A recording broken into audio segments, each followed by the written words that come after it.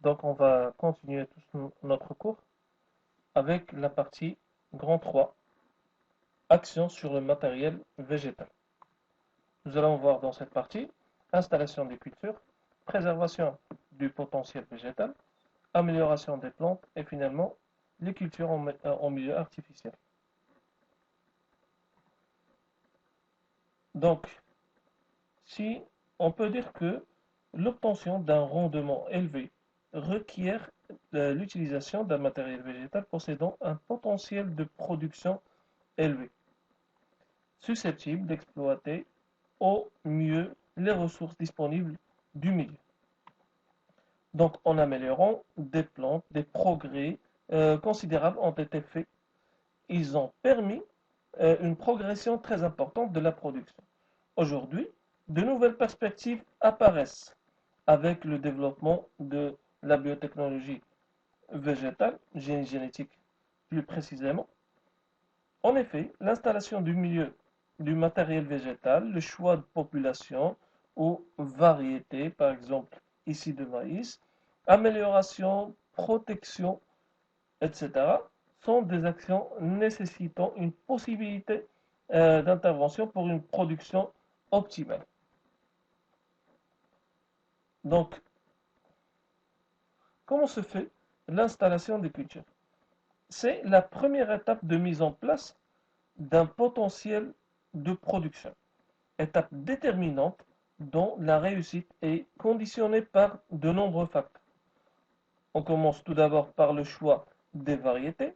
Alors, dans une exploitation agricole, plusieurs variétés sont cultivées afin de faciliter la conduite culturelle, que ce soit par le traitement, récolte, etc., et diminuer les risques liés aux aléas climatiques, aux maladies et aux parasites. Pour faciliter le choix, l'agriculteur dispose de fiches descriptives. Alors, cette fiche descriptive va nous donner les principales caractéristiques de chaque variété.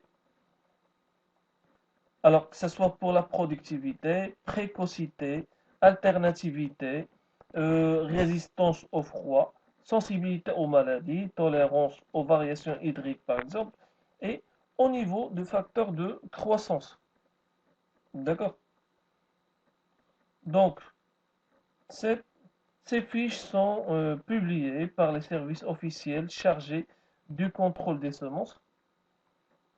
Généralement, deux caractéristiques sont retenues en priorité, la productivité et la régularité de production. Alors, ces deux-là sont très importants. Si on va voir la qualité des semences et des plants.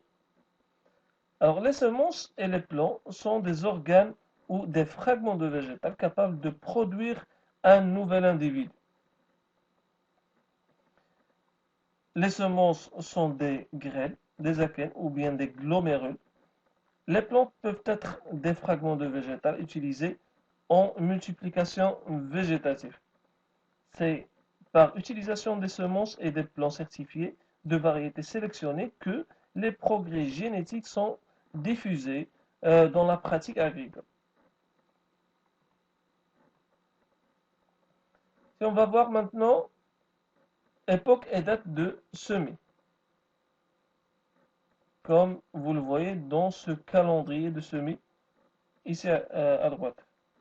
L'époque dépend de la durée du cycle de végétation, des exigences de vernalisation et de résistance au froid.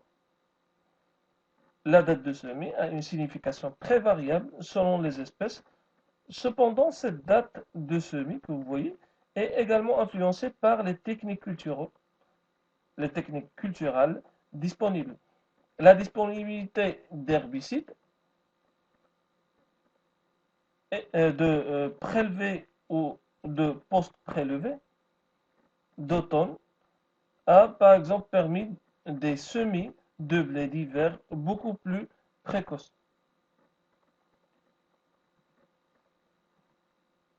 En ce qui concerne la densité et dose des semis, l'objectif est d'optimiser la combinaison nombre d'organes récoltés sur surface contre le poids unitaire moyen. En effet, la densité de semis ou de plantation dépend du peuplement souhaitable compte tenu des pertes possibles variant entre 15 et 40% selon les cultures. Les pertes sont d'autant plus faibles que les conditions de germination sont satisfaisantes et la durée de germination ou bien de levée est réduite. La température du sol est très déterminante. La dose de semis à l'hectare varie avec la grosseur des semences ou le calibre des tubercules pour les plants.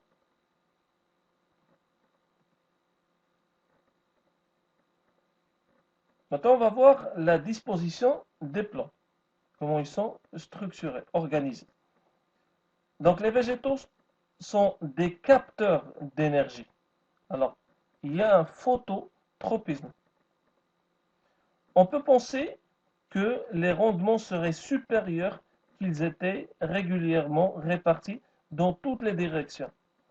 Mais la meilleure disposition serait en quinconce, c'est-à-dire en 5 par 5, de groupes de 5. Pour des raisons pratiques, le semis en ligne est adopté pour des cultures denses. Mais le facteur déterminant, c'est l'écartement entre ces lignes. Pour une utilisation optimale de la lumière, la meilleure direction de semis pour les cultures en ligne d'une certaine hauteur devrait être nord-nord-est, sud-sud-est. Pour ce qui est de la profondeur des semis. Alors, la profondeur souhaitable dépend du type de semence, ici, mais aussi de l'humidité du sol, vous voyez ici, et des conditions climatiques probables dans les 7 jours suivant le semis. En semis profond, les exigences germinatives sont difficiles à satisfaire. L'allongement de la phase germination levée accroît les risques d'attaque parasite et compromet la vigueur ultérieure des plantules.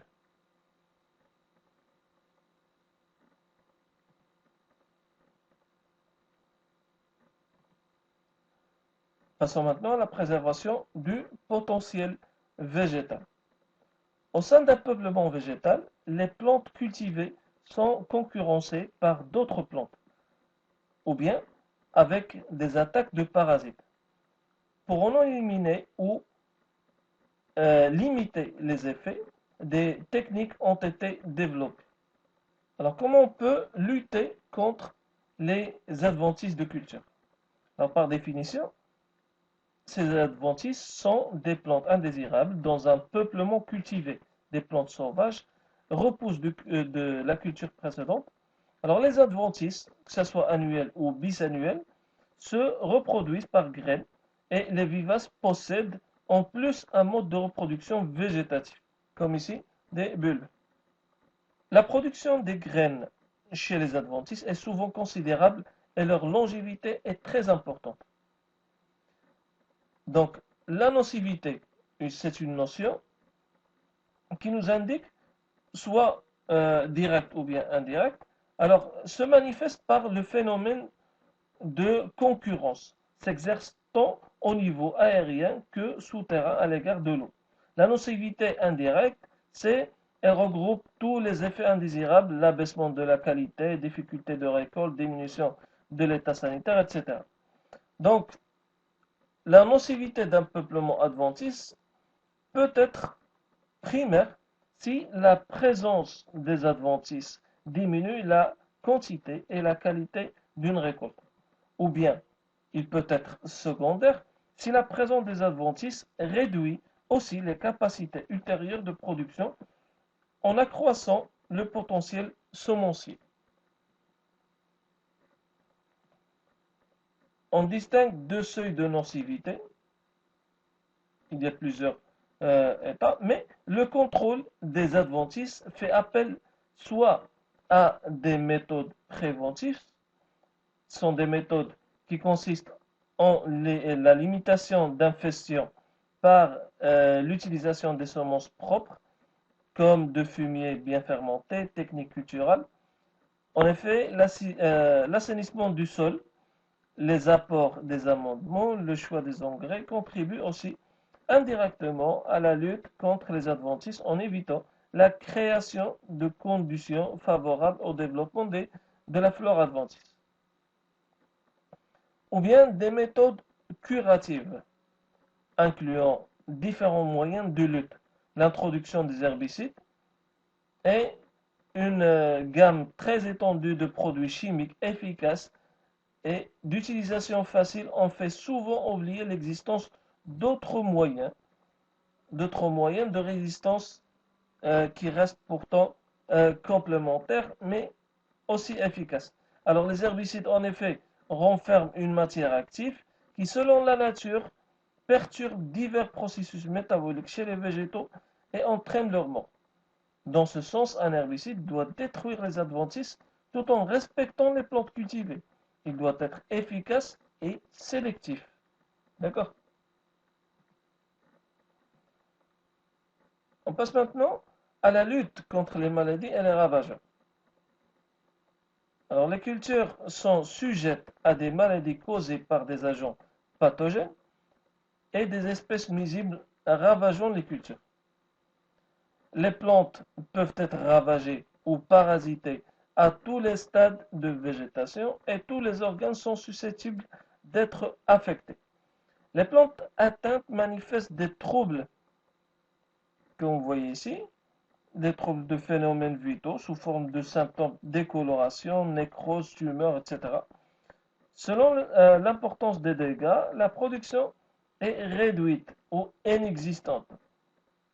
Alors la cochenille que vous voyez ici a détruit toutes les réserves de cactus du sud du Maroc il y a 2 ans. Donc, selon l'importance des dégâts, la production est réduite ou inexistante si les organes floraux sont détruits, bien sûr. Des techniques de protection existent permettant de limiter les pertes de rendement et préserver la qualité des récoltes. Les méthodes traditionnelles de lutte culturelle consistent à éviter la création de conditions favorables au développement des parasites ou des ravageurs par différents moyens. Choix des espèces résistantes, décalage de semis, conditions optimales de développement des cultures. La lutte biologique vise à utiliser les ennemis des ravageurs de culture, à en favoriser le développement, voire à les introduire afin de limiter les populations nuisibles. Elle peut prendre différents aspects, pulvérisation d'une bactérie par exemple, sécrétant des toxines pour tuer des ennemis de culture. Alors dans la lutte chimique, les produits sont appliqués sur le sol, sur les semences ou sur les plantes en cours de végétation en vue de détruire les parasites et ravageurs. Nombreux sont les produits de traitement chimique, ce sont des insecticides, fongicides, nématicides, etc., etc.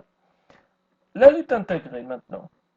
La lutte intégrée est euh, l'emploi combiné et raisonné bien sûr de toutes les méthodes disponibles de façon à maintenir les populations nuisibles à un niveau assez bas pour que les dégâts soient économiquement tolérables.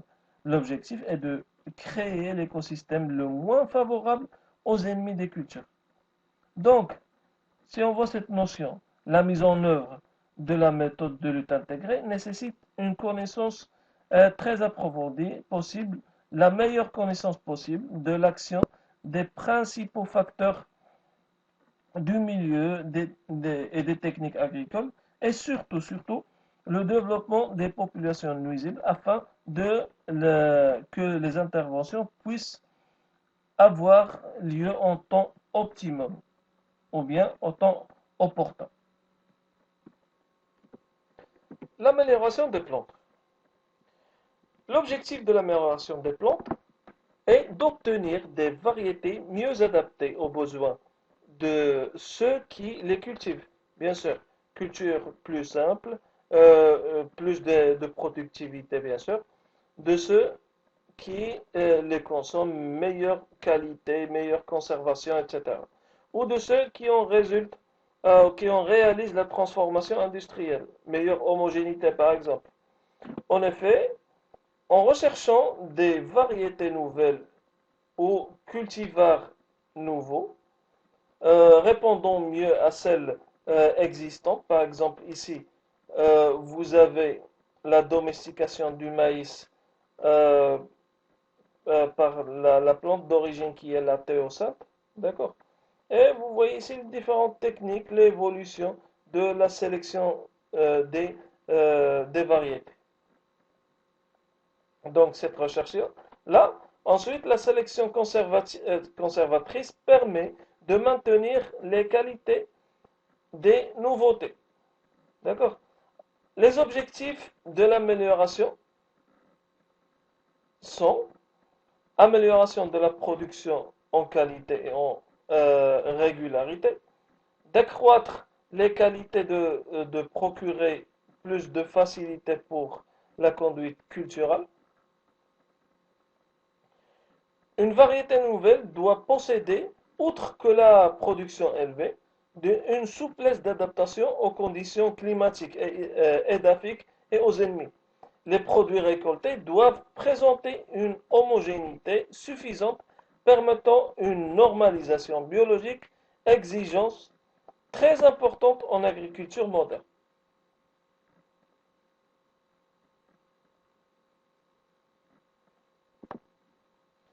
La culture et la récolte sont soumises à des règles très précises. La production au champ et le conditionnement en usine des semences sont régis par des règlements bien précis. Le service officiel du contrôle et de certification est chargé d'en surveiller l'application, dont le service contrôle surtout la pureté variétale, aussi bien en cours de végétation que sur les semences et plants obtenus. Et les services délivrent aussi un certificat qui est apposé sur les emballages des semences. Alors, l'obtention, la préparation et la fabrication des semences et plants sont l'aboutissement d'un long processus comportant de nombreuses manipulations et de nombreux contrôles. Alors, il peut arriver que cette production-là, ou bien l'obtention d'une nouvelle variété, peut durer plus de 10 années. Voilà, vous avez un aperçu sur les techniques de sélection des semences et des plants. Vous avez un cadre théorique de la sélection massale et généalogique. Je vais vous faire revenir un petit peu à la génétique mendélienne. D'accord? Comment la génétique mendélienne peut nous donner ces approches de variation, de différences variétales, etc. Et une étude pratique de la méthodologie ou bien de la méthode généalogique, comment on peut la faire en pratique.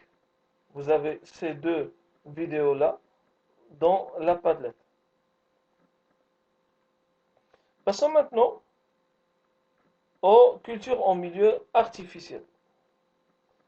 Donc, les plantes sont cultivées sur un substrat ou support de culture qui s'apparente à la terre ou est chimiquement inerte. Alors son rôle est purement physiologique et d'assurer une circulation satisfaisante de l'air et de l'eau, permettant le développement d'un système radiculaire vigoureux et actif. Les systèmes de production hors sol les plus utilisés sont les cultures sur substrat organique en sac ou en godet. Ils contiennent des tourbes seules ou bien des tourbes mélangées. Les cultures sur substrat inerte, c'est-à-dire la laine de roche que vous voyez ici. Les cultures sur substrat minéral en bac.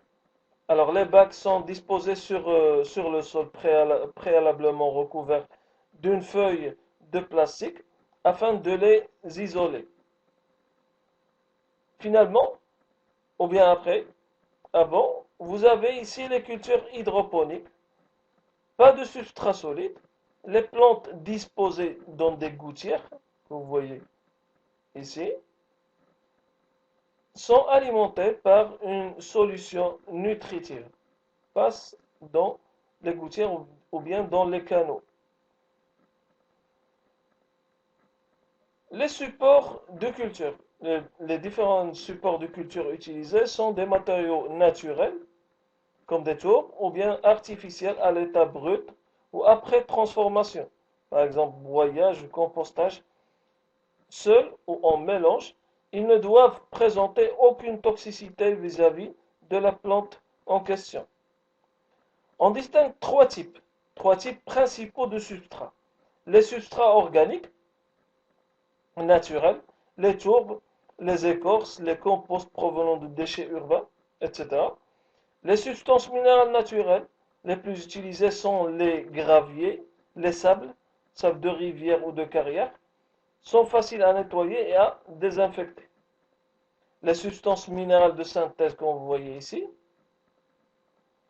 on utilise des matériaux servant habituellement d'isolant thermique ou acoustique, comme la laine de roche, argile expansée ou bien vermiculite.